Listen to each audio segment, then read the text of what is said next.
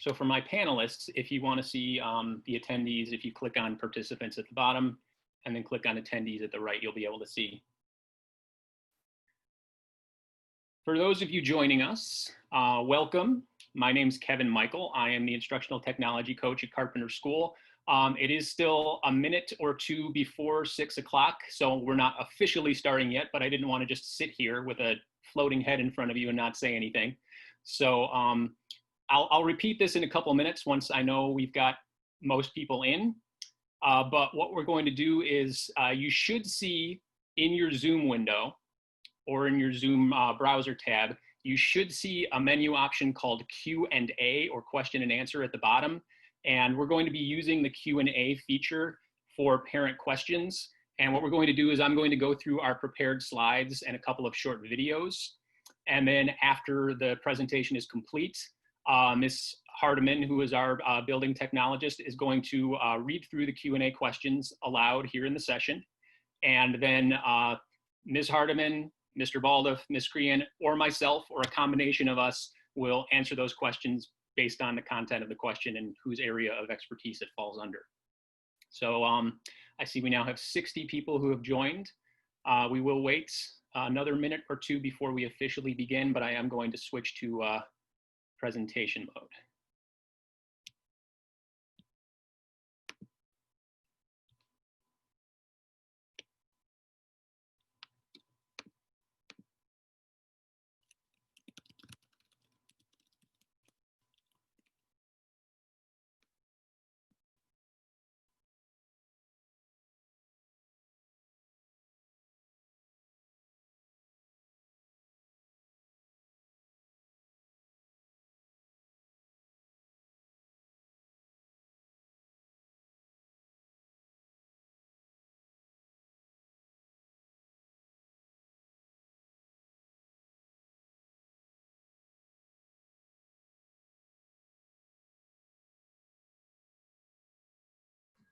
Kevin, I think we can answer this question right now since it's in there. A parent wants to know whether or not they should have their app of Schoology or a Chromebook signed into something if they don't. If your child has his or her Chromebook available and is signed in with their Google account, there is a bookmark folder in the top left-hand corner of Chrome called My School Apps. And within that folder, there is a bookmark for Schoology. You are welcome to go ahead and open that now and sign in if you want to try to follow along with the webinar tonight. One caveat, and we'll talk about this later on, is that it's possible that your child will not yet be able to access any of his or her courses for the year because those courses don't officially go live until the grading period starts, which would be on Thursday morning.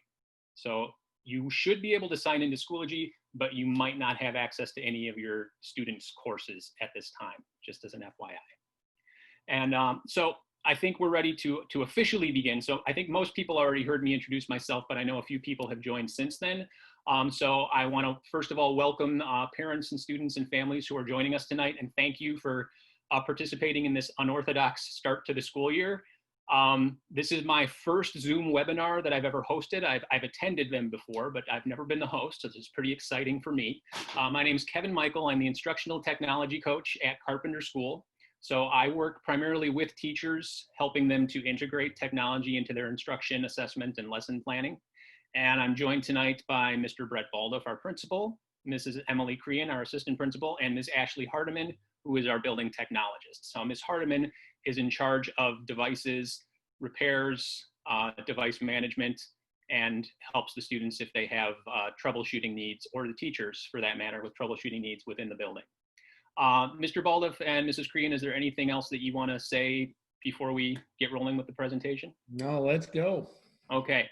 So as you can see in the opening slide, this webinar is going to be recorded. So for any families that aren't able to attend right now because of other prior engagements, the recording will be posted at a later date to the district website.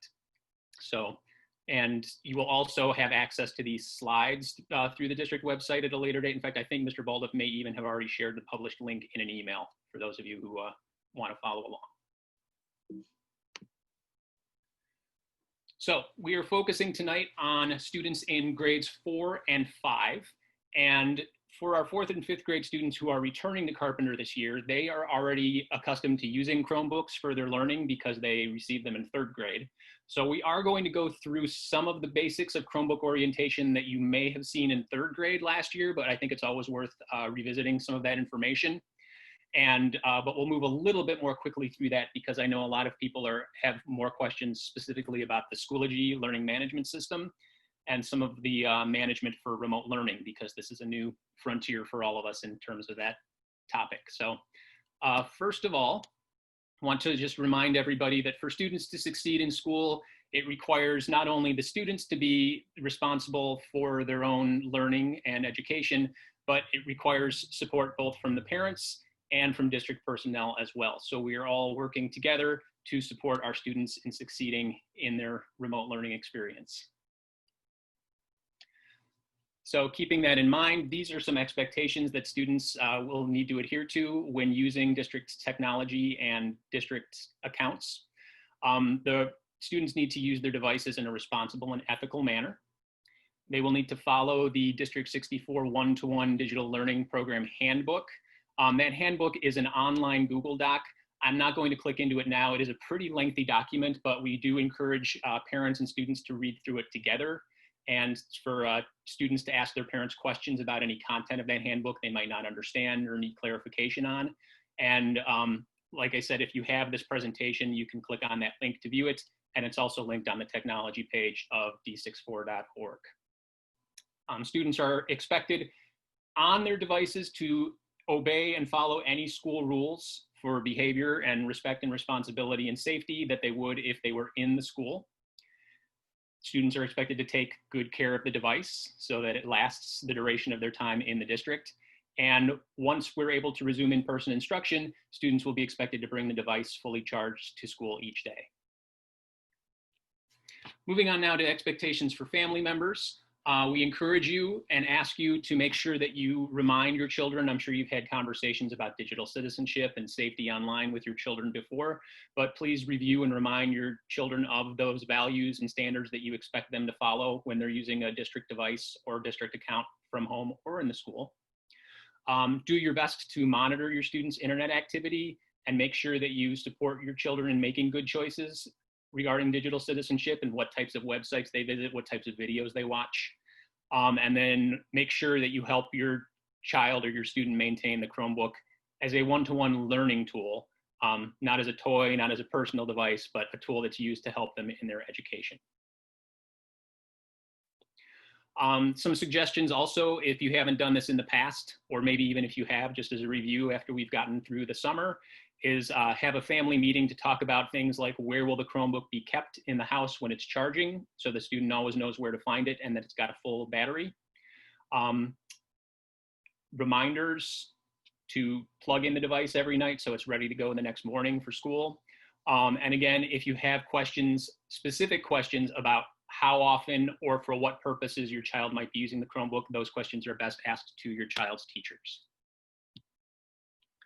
And then, of course, the district has some expectations placed upon us as people who are supporting your children and you using these devices. So we have provided each student with a device to use, Chromebooks in the case of 4th and 5th graders. While students are in school buildings, they will be provided with internet access through our district Wi-Fi network. We do provide internet filtering. So the devices themselves and when students are in the building, also our district Wi-Fi, both have protection filters that will filter out most inappropriate content. And then to provide an effective learning environment for seamless integration of one-to-one learning. So teachers and students alike are learning how to use tools such as G Suite for Education, which is the Google apps, learning how to use the Chromebook itself, and this year also learning how to use Schoology as a learning management system. So I mentioned filtering, and we'll learn a little bit more about this later on in the presentation, but the tool that we use to filter devices is called Securely. So that is installed on all of the Chromebook devices. It's not something students can disable or turn off or remove from the device. And keep in mind that these measures are not foolproof, but for the most part, they will keep children from accessing inappropriate content. And they also do save searches and Google searches and YouTube videos that are watched. and they do flag inappropriate searches so that building administration and parents can be notified if need be, if a student is trying to access inappropriate content online. For our students, when you are taking care of your Chromebook, please remember it is an expensive piece of technology and it is fragile, so handle it with care. Be gentle and keep it clean. Please do not eat or drink near your Chromebook or while you are using your Chromebook. Please make sure that when you're carrying it around your home or when you are carrying it around the school buildings that you keep it in its case and carry it with the shoulder strap. Make sure you don't remove any identification that the district has placed on the device or the case. And while we refer to it as your device, or kids might call it their device, technically it does belong to the district. And so kids are not allowed to decorate the Chromebook. You're not allowed to place any stickers, Post-it notes, or anything else on the Chromebook. Only stickers that have been placed there by the tech department, such as tags or serial numbers or barcodes. Nothing else should be attached to the device. All the Chromebooks are touchscreen devices this year at every grade level, which is very exciting. However, that means that the screens often tend to get a lot of fingerprints, smudges, and oil on them. The best method for cleaning off the screen without scratching it or damaging the touch surface is to use a microfiber cloth. They come in eyeglass cleaning kits. You can usually find them at drugstores, grocery stores, but that's the best tool to use to clean the screen, and can also be used to wipe off the keyboard and the touchpad if necessary.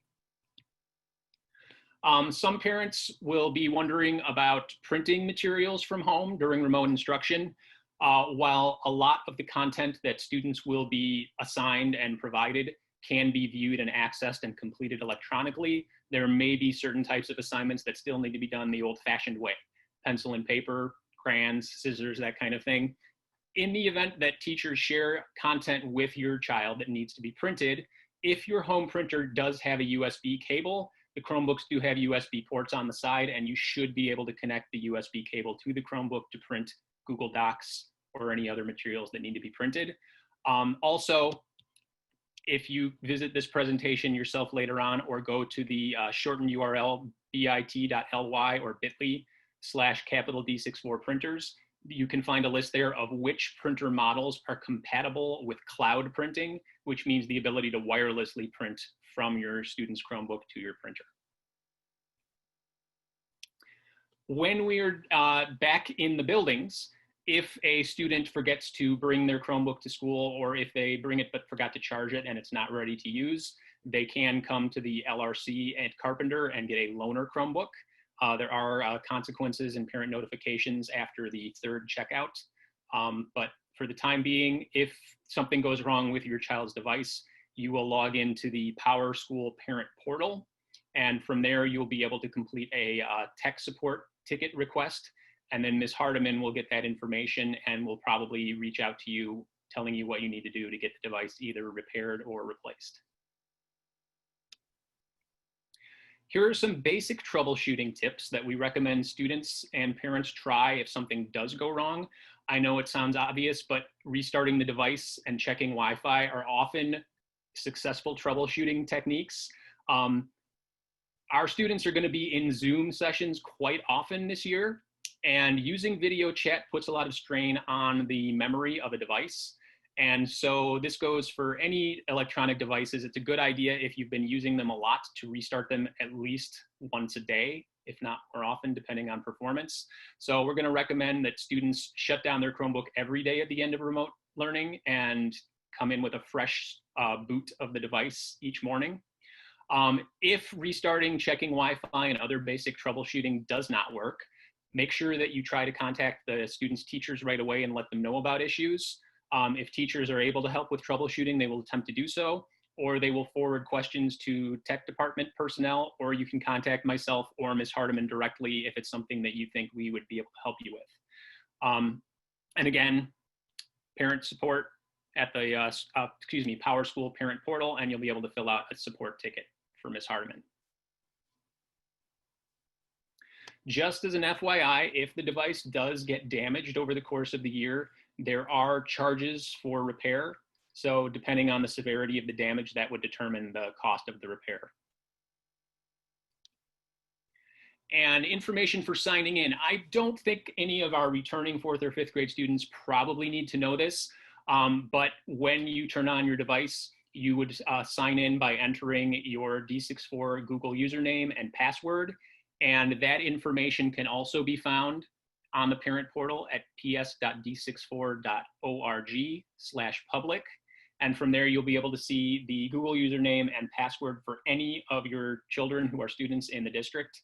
And just as a quick tip, for most students, the username starts with 4 digits that are the graduation year that the student will graduate from middle school, followed by first initial last name at studentsd64.org. And then their password is capital D64 followed by their PowerSchool ID number, which again, all of that information can be found if you sign into the parent portal. And for most of our returning students, it's probably still saved on their device from last year. So we're gonna move into Schoology now and learn a little bit about the learning management system that your children will be using to access online content for learning. So Schoology is going to be used by 4th and 5th grade students to access their classes, their daily schedules, their assignments, and messages from their teachers. So in order to access Schoology, students will navigate to the domain learn.d64.org. Students don't need to memorize this or even type it. It's actually already bookmarked on all student Chromebooks. On the Chromebook, there is a bookmark folder called My School Apps. And if students click on that folder, it should be in the upper left-hand corner of the Chromebook screen when they open the Chrome browser. If they click on that folder, they'll see a bookmark for Schoology, and clicking on that link will take them to that learn.d64.org URL, and they will just sign in with Google. And I'm gonna play a quick video for you showing the steps. Students, I'm here to show you how to get on to. I think I'm gonna mute the audio on that YouTube video because it's a little bit tinny playing back through the microphone. So I'm just gonna kind of narrate. So if you see right now, clicking on My School Apps in the upper left-hand corner of the bookmarks bar and choosing the Schoology bookmark, it may appear slightly different on the student device. I think this recording was made in Chrome on a Mac.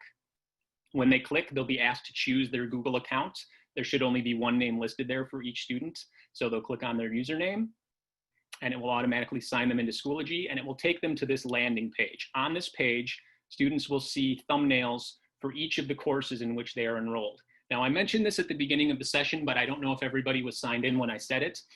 Because the first day of the grading period is not until Thursday, it's possible that your child, after logging in, will not see any courses listed yet.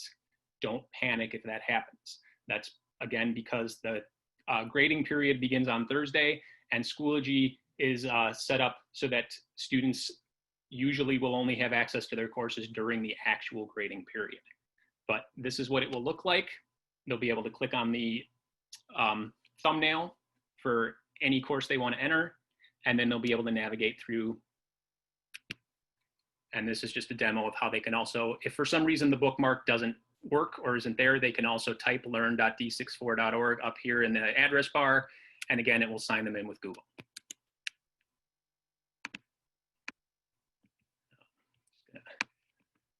Try to go back into, whoops. I accidentally skipped a slide there. Here we go. Oh, back again.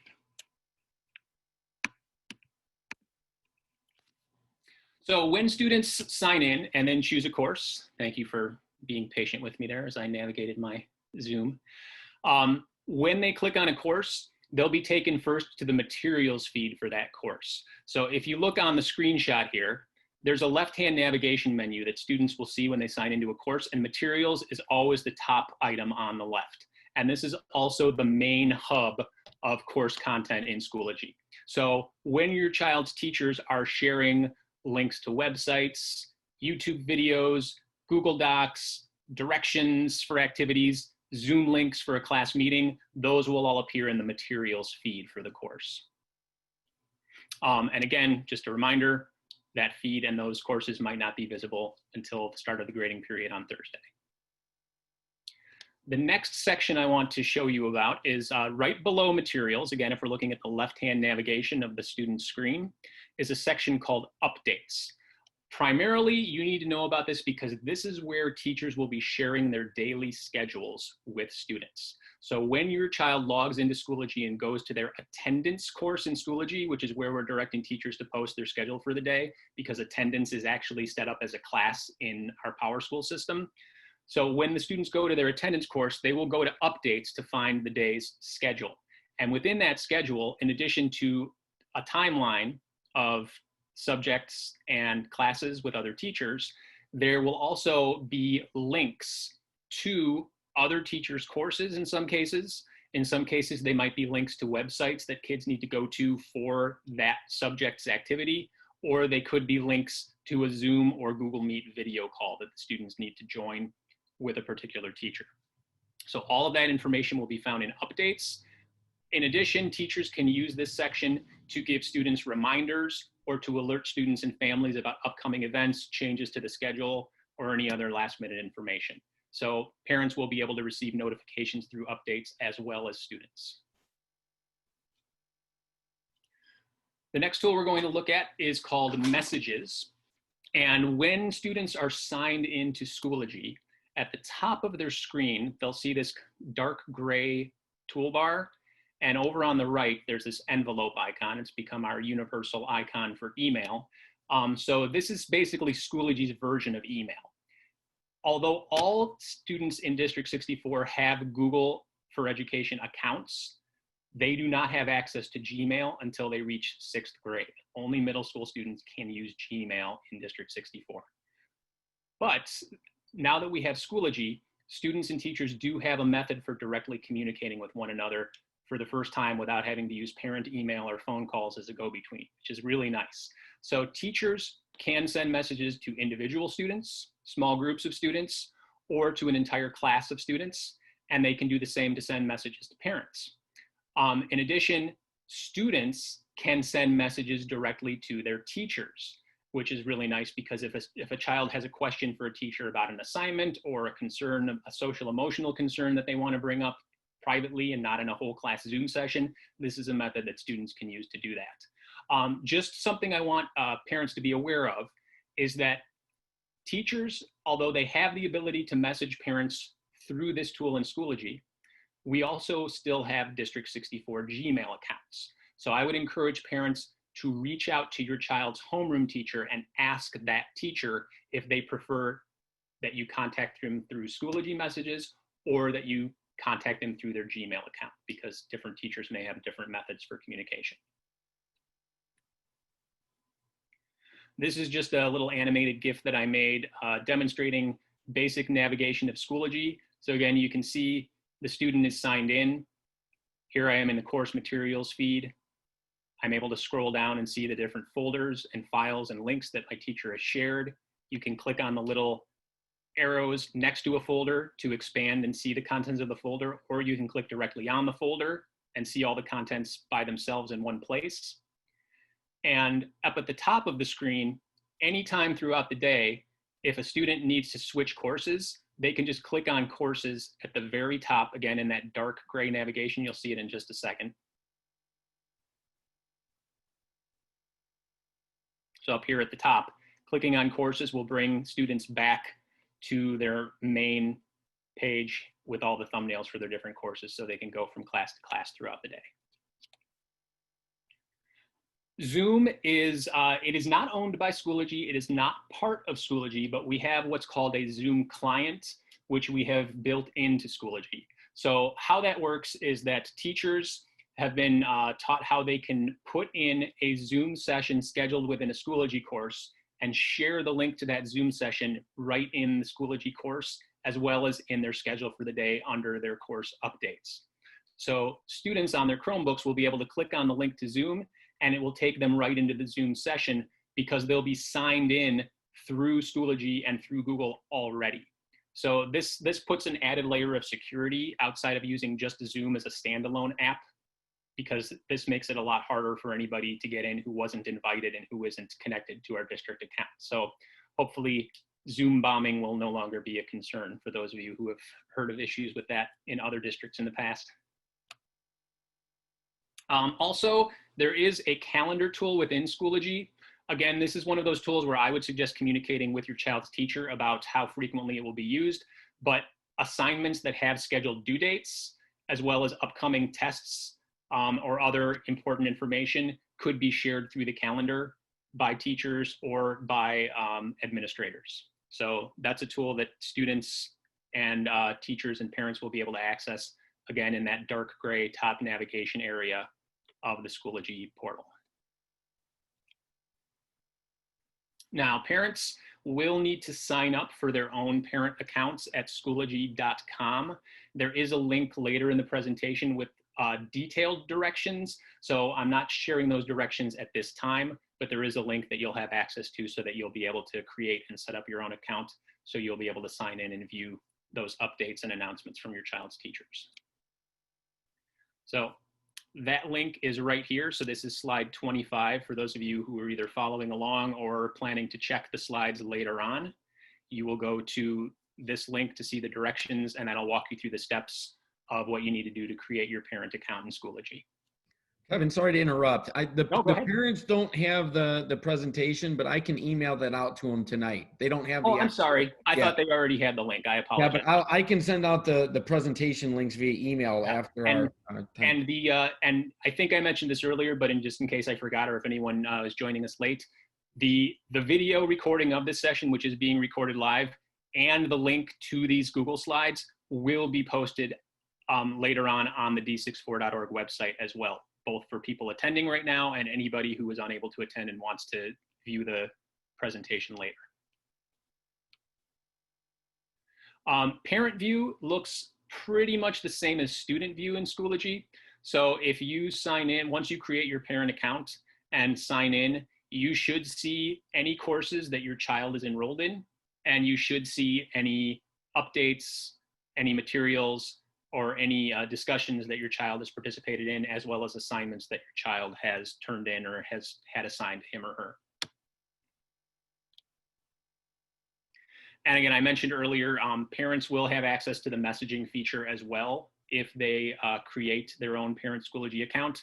And again, while you can contact your child's teacher through the messaging tool, I encourage you to confirm with them that they, whether they prefer messages in Schoology or whether they prefer to be contacted through their D64 Gmail account. So that is the end of the Schoology section of our presentation. And again, if your students already have their Chromebook with them at home, you should be able to access Schoology using the My School Apps bookmark folder in Chrome on the device. I am going to share a little bit more information about Securely now, which again is our filtering system to block inappropriate web content. And then once we get through this section, we're going to go back to the Q&A. So also, if anyone is joining us late, you should have access to a tool called Q&A here in the Zoom. And that's where we would ask and encourage you to type in any questions you have based on the presentation. And we will go through those questions and respond to them shortly, later on in this presentation. So our goal with filtering devices, as I mentioned before, is to block inappropriate websites, categories, and content. And it does record any attempts by students or anyone on the network to access that content. So all general internet usage websites, Google search terms, YouTube search terms are filtered. It is a cloud-based system, so it tracks on the device regardless of whether the kids are connected to a home network or the school network. And we are going to watch a quick video. I think the audio will work here. Let's find out. Welcome to the Parent Portal by Securely. This is Mark, and I'm here to give you a quick walkthrough on how parents can keep track of their child's online activity on the Securely Parent Portal. You will get an email from Securely in your inbox. The email gives you a snapshot of the sites that your child has visited, items searched online, and videos watched.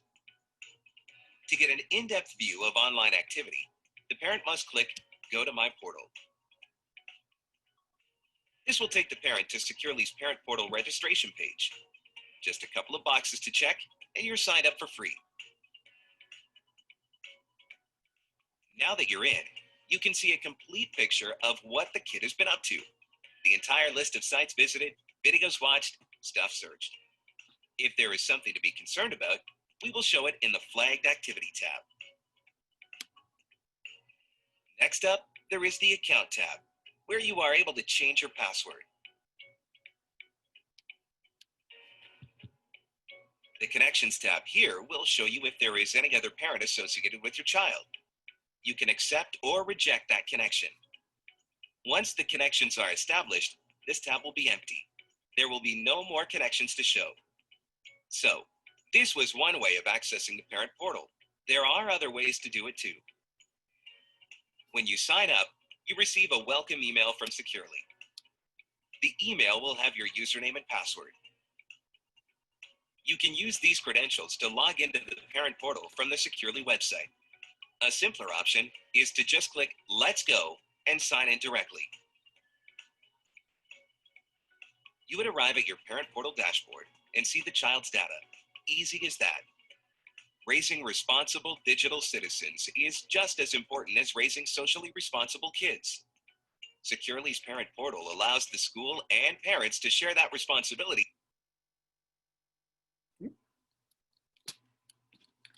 All right, so the parent portal, as they mentioned in the video, gives you an overview of your child's activity on the internet through their district device and account.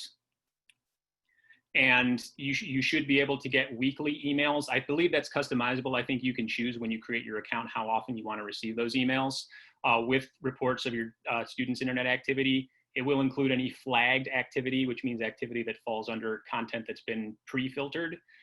It'll show you any blocked, it will allow you to block certain websites from your home, but you should not and hopefully will not be able to block any sites that teachers would be using to assign content.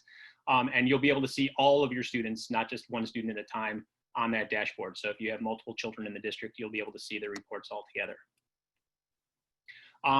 If you have specific Securely questions, I do not know if Mike Jolly is still our district rep, but either way, I would encourage you to contact Mary Jane Warden, who is our Director of Innovation and Instructional Technology in District 64. Her email address is right there on the screen right now, mjwarden@d64.org. She should be able to answer questions regarding the Securely filtering tool. And you can also find her email address in the district directory at d64.org. So I am not going to click on all of these links, but I wanted you to know that once you do have access to the slides, there are other helpful resources near the end of the presentation, directions on helping you connect the Chromebook to your home Wi-Fi if you're having trouble with that. AirPrint is actually something that would be more for iPads, but the District 64 technology page is linked here. Again, a link to the one-to-one handbook that I referenced earlier that I want to encourage all parents and students to read through together and review. And then just a couple extra digital citizenship links if you're looking for more ideas about how to support your children in being responsible users of technology and of the internet. Common Sense Media and Need Help Now are both sites that have a lot of resources and ideas for those topics. So at this time, I'm going to ask Ms. Hardiman is going to go into our Q&A, and she's going to read the questions that some of our attendees have shared, and then our panelists here will answer those questions. And you are welcome to type in additional questions if there's anything you still would like to know more about. Okay, so my first question here is, when signing into my daughter's Chromebook, I see a Facebook and Twitter tool or symbol. I don't allow my children to use these. So Facebook and Twitter and any social media should be blocked by our Securely filter. I'm curious, since I can't see that student's screen right now, I would definitely encourage you to send me or Mr. Baldoff a direct email letting us know which this student is, so we can, Ms. Hardiman and I can actually take a look at the account settings on our own devices if we know the student's name by using their username and password. I have seen in the past a lot of students will just put images on their desktop that look like icons or links as a decoration to make it appear that they have a lot of different apps and tools installed on the device that don't actually exist. Like you click on it and nothing happens, but that's just a guess, not being able to see the device.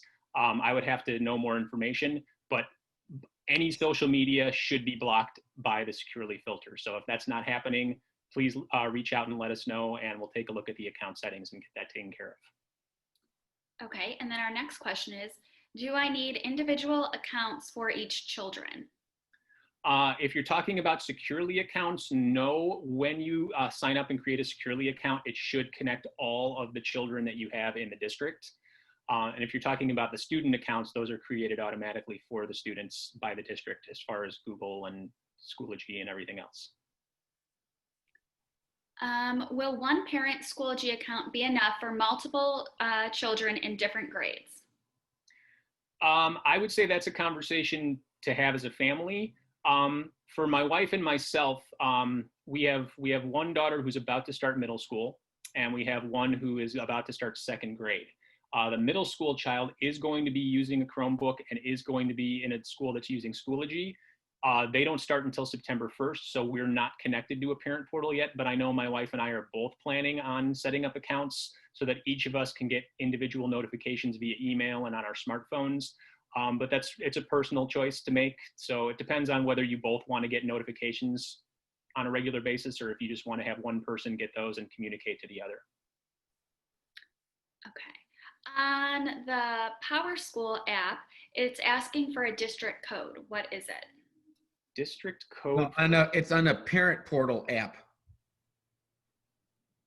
It asks for a district code. Here, actually, I'm going to stop sharing my screen right now while I go into the slides and see if I can find more information.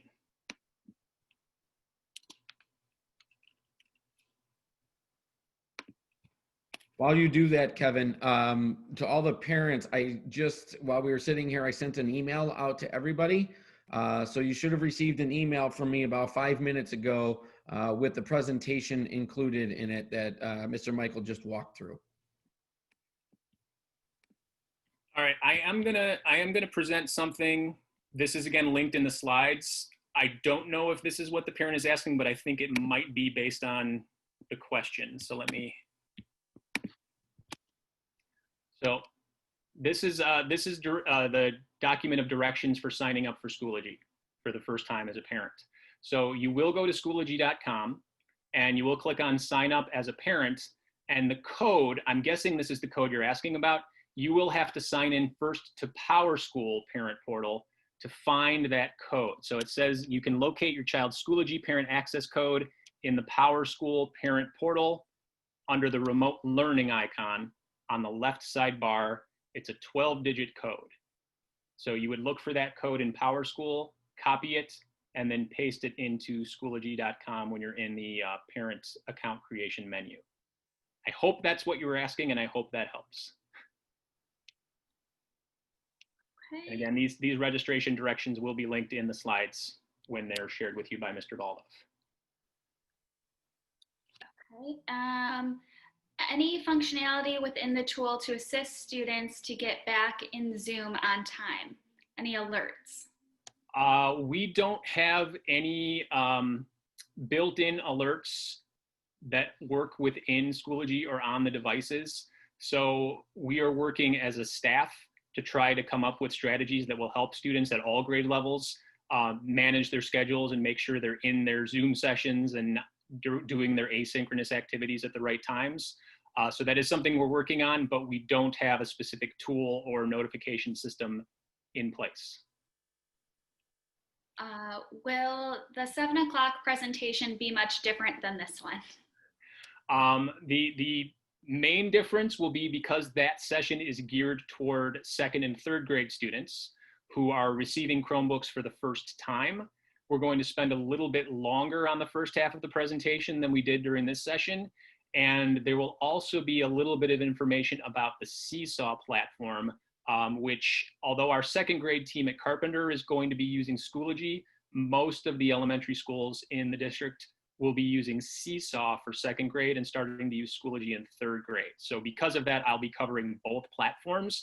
However, fourth and fifth grade students will be using Schoology, so that content is not something you necessarily need to be present for.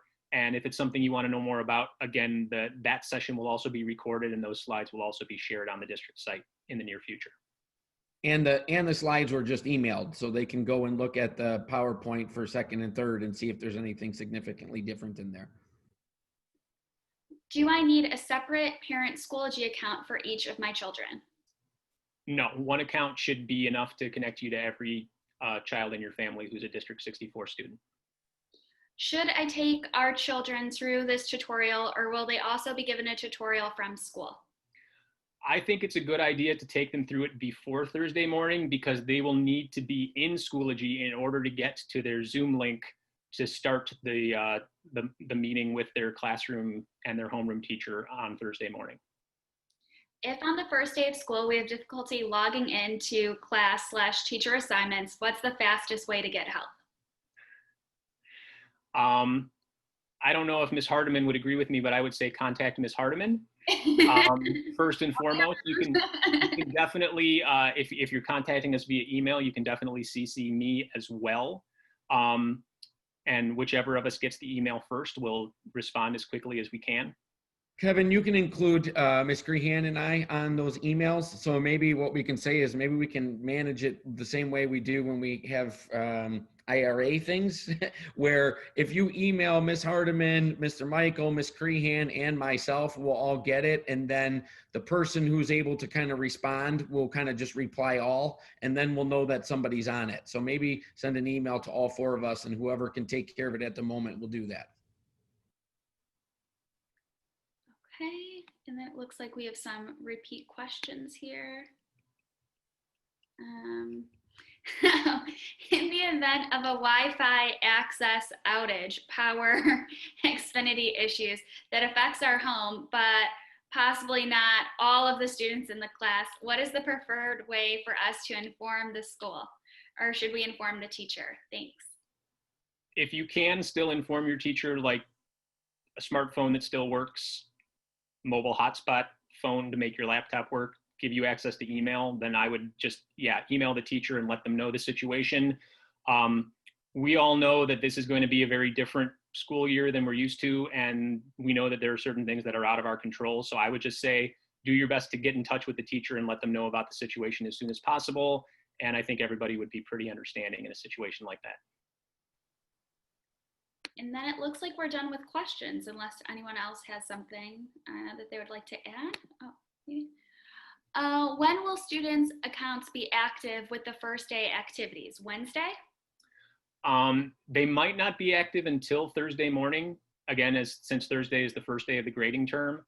But I'm not certain about that one. That's just my understanding based on information that has been shared with me. But since this is our first trimester using Schoology at a building-wide level, this is new for all of us. So my understanding is that they may not have access until Thursday morning. Do you mind sharing again where we get the access codes? Sure.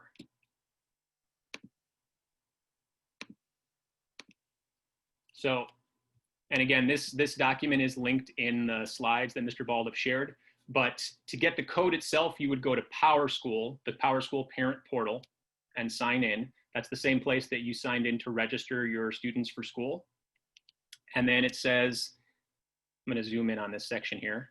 You can locate your child's Schoology parent access code in the PowerSchool parent portal under the remote learning icon on the left sidebar. It is a 12-digit code. So once you find that in PowerSchool, you'll enter that code at Schoology.com in order to sign up for your Schoology parent account. And then over here, if you see where my cursor is circling right now, that's what the remote learning icon looks like in the PowerSchool parent portal that you'll go to find that 12-digit code. Hey, Kevin, can you show where this is linked in the presentation? Absolutely. That is on slide 25 of the 4th and 5th grade presentation. Down here at the bottom left, directions to activate, whoops, sorry, I didn't mean to click there. Directions to activate parent account, slide 25 at the bottom left. Will the kiddos have a new login with their new teachers? No, login information stays the same every year. Their Google username and password is the same as it was in 3rd or 4th grade. And Google will be what students use to sign into Schoology. And it's used to sign into a lot of the other online services that students use now. Okay, so unless we have any more questions, Each child has their own code in their PowerSchool account. So is not one code per family, per individual, per kid. This might confuse some. This is how you add all of your kids, just FYI. Thank you for sharing that. Again, not having my own child in a PowerSchool parent portal, I'm not privy to that information, so that's good to know. And I'm glad that whoever shared that sent it to the rest of us, so thank you. There's a bookmark for Clever. Is this the same as last year? Is Clever the same as last year? If that's the question, it is used for fewer logins than it was used last year. I think this year the only Clever login for 4th and 5th grade students would be Typing Club. I think just about everything else they log in with Google. Child has tried to get into her Chromebook already and she is having a hard time. Should we contact someone already? You are welcome to email me and Ms. Hardiman, and one of us will try to respond as quickly as we can. Just keep in mind that we have another presentation following this one, so it probably won't be right away. We might not be able to get back to you until tomorrow morning. And then also just make sure to add what they're having a hard time signing in. Is it trying to get in their Chromebook, or are they trying to log into Schoology? Just so that we know the difference between, so we know what to help you with. And we have time for one last question, and then we need to end the session because we need to prep for session 2. But again, if there are any questions that we didn't cover, please know that you can contact any of us with follow-up questions. Where are the students expected to go first when they start their day? Contact pages, calendar, materials. Students will go to their bookmarks on their Chromebook and click on the Schoology bookmark and log into Schoology with Google. And that should take them to, let me see if I can find the slide with that. That should take them to the landing page that shows the thumbnails of all of their courses, the course dashboard. Here, let me, if I can bring it up.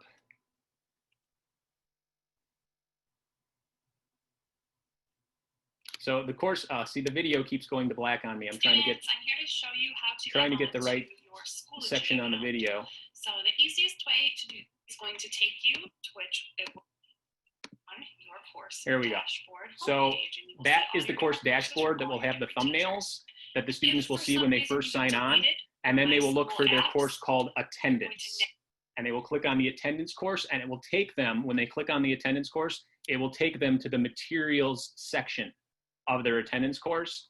And then at the very top, the teacher will have the schedule for the day posted, and that schedule will include a Zoom link for the class meeting that starts the day, as well as links to any other Zoom sessions and other teachers' courses that the students need to access throughout the day.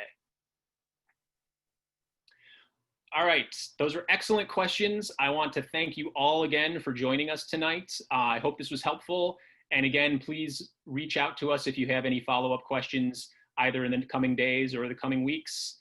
And try to encourage your students to make sure they've signed on and practiced getting into Schoology before Thursday if possible. And like I said, they may have access to their courses as early as Wednesday. Just keep checking and see when they show up. Anything else to add from our other panelists?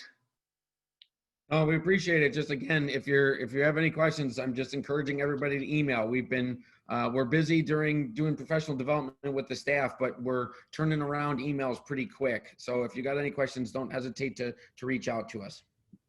Thanks for joining us tonight. Thank you all. Have a good night.